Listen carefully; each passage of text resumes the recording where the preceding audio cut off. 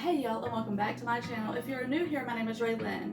Today we are talking about one of my favorite topics. We were talking all about sourdough starter and my journey with it. So if you are interested in that, then stick around and let's get right to it.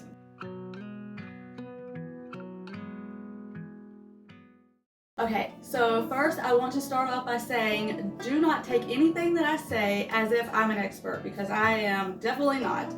This is just my journey and what I have learned over the last few months using sourdough and sourdough starter. So I am going to start off by saying I started my first starter in the summer of 2020. I made it and I got it all the way through the 7-day process. For me, it lasted about 8 days because I had never made one, so I was just starting out and didn't really know what I was doing, and it took about 8 days for it to get active and bubbly. And then I had it for a couple weeks and I forgot to feed it, and then it died, or at least I thought it did. I'll get more into that in a minute, but so I just let it go and said, you know what, I'll try again some other time. Fast forward to last spring, and I just was like, you know what, I'm going to do this again. I really want to make a sourdough starter, and so I'm just going to jump right back in. So I started the whole process again. I used Amy Duska, I believe that's her name, Little Spoon Farm. Highly recommend her for all things sourdough. Her and Lisa from Farmhouse on Boone. They are amazing and they have so much knowledge and wisdom. So I used her recipe all 3 times that I made it. Yes, I made it 3 different times, because the second time I made it, I did the same thing that I did the last time and I forgot to feed it, and so it died. One thing I will say that I have learned, I left it in the refrigerator the second time instead of leaving it on the counter, because when doing it again, I learned that if you're not going to use it every day, you can stick it in the refrigerator. That way you're not having to feed it every 12 to 24 hours.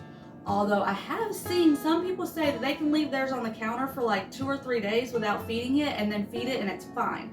I have not done that. I have no idea. I've also seen one girl leave hers in her refrigerator for a month and was able to revive it. I have no idea how she did it. And one thing I can say is when I leave it in the refrigerator for too long, this one, so far I have not fed it in, I believe, 8 or 9 days.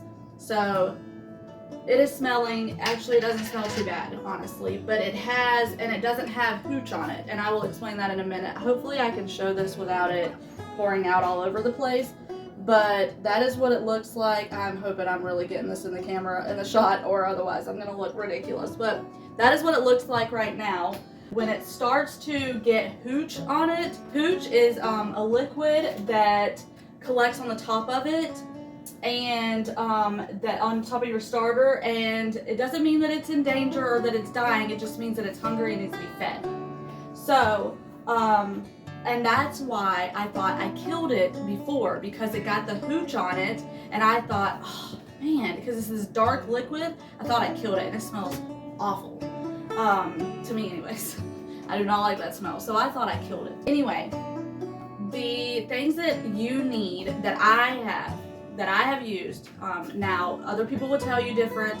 This is just what I have learned in my journey. I thought that you needed all this stuff to start a sourdough starter, and you had to have the perfect flour and the perfect water and all this, and a scale, and I had none of those things.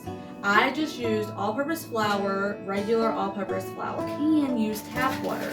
You just have to sit it out overnight and let the chlorine dissipate from it, because the chlorine can kill your starter. That is why I keep in my cabinet a jar of water. This is all I use for my sourdough starter, and it sits right here in my cabinet with a lid on it, and that is my water, because I have let that sit out overnight and the chlorine dissipate. I still do not have a scale for my sourdough starter. I should. I want to get one, but again, you don't need one, because I've had mine almost a year now and I have not had a scale this whole time. So you do not need all the fancy tools. All you really need is a jar a wooden spoon because you do not want metal to touch your starter, and tap water or bottled water, and flour. That is all you need to have to start your sourdough starter. Now I will tell you some of my favorite recipes from what I've made over the last year. I will have a playlist down below. I will make a playlist of everything that I've made with my sourdough starter, and that way you can go and look back on those videos if you haven't watched them. But I will only say my 3 favorite recipes would be the sourdough coffee cake that I've made, the breadsticks, sourdough breadsticks, and sourdough biscuits. Those are my 3 all-time favorite. Now, the 3 that I want to improve on that I've made would be the sourdough crackers, sourdough muffins that they did not turn out well at all, and the sourdough rolls that I just recently made. Then I have recipes that I'm wanting to try. Now, when you Google things a lot, they just start sending you more things on that topic. Well, I've been seeing a lot of recipes pop up on my Google account, and the 3 that I want to try would be the sourdough herb bread, sourdough brownies, and sourdough chocolate bread. Oh, I'm so excited to try those. So, I hope this wasn't too long. I hope that I gave you enough information to make you want to start one. It's so much fun, and I have learned so much over this last year, and I am so excited to continue on my journey with all things sourdough. And if I didn't answer a question, or if there's something else that you were wondering, definitely leave the questions down below. I hope that y'all enjoyed this video. I hope y'all enjoyed chatting with me today, and Lord willing, I will see y'all on the next one.